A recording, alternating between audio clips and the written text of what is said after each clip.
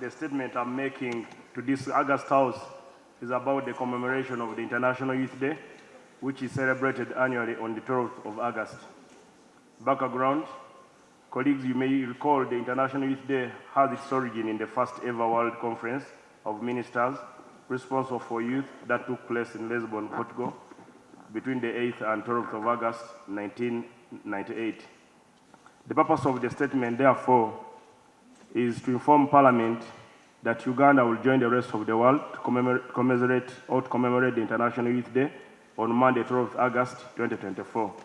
To inform Parliament that the theme of this year's celebration is skills development for enhancement of opportunities for youth. Aware that we must put a lot of emphasis on skilling of youth within the 21st century, hard and soft copy and digital skills, among others. Gender, we have a program of Juakali. We have a program of Youth Livelihood Fund. We have a program of Youth Venture Capital Fund.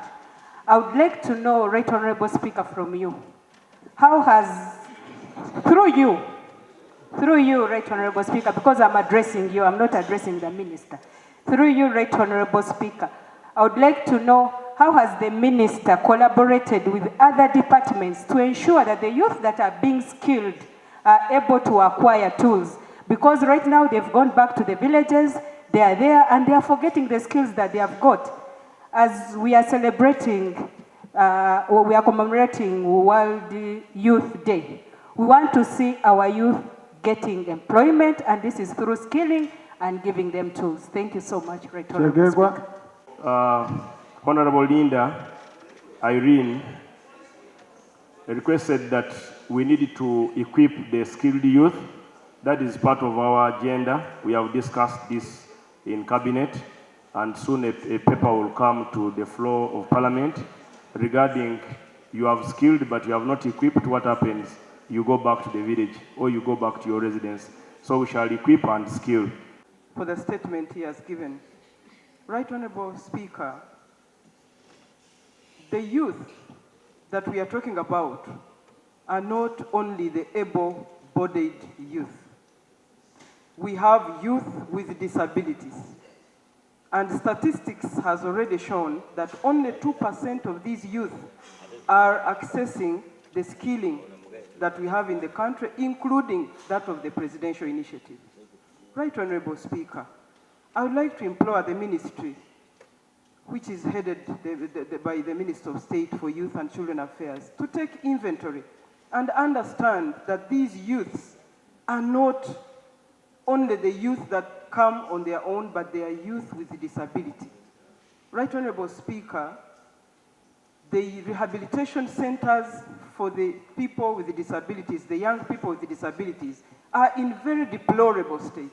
Go to Ruti, and you find that the young people there, they have no tools for learning, they have no tools after learning, they have no mosquito nets. Even when the Ministry of Health gives free mosquito nets, they cannot even think about these institutions and give them free mosquito nets. The young people have very dilapidated infrastructure.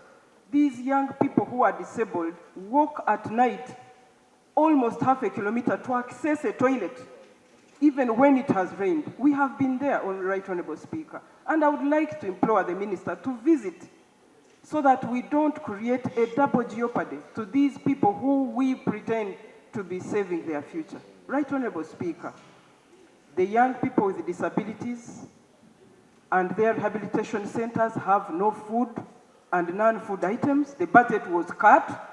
So we don't know whether we still are standing to the fact that we are rehabilitating them or we just get them back to their homes. They have very poor accommodation.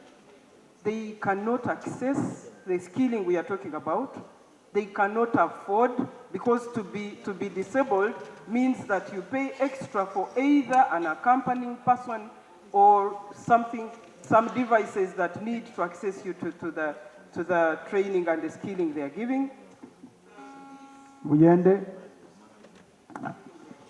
I want to inform you, Honorable Kabahenda, that we have the Minister of the Disabled, and we are working closely to close the gaps. Whatever gaps are there, we shall close them.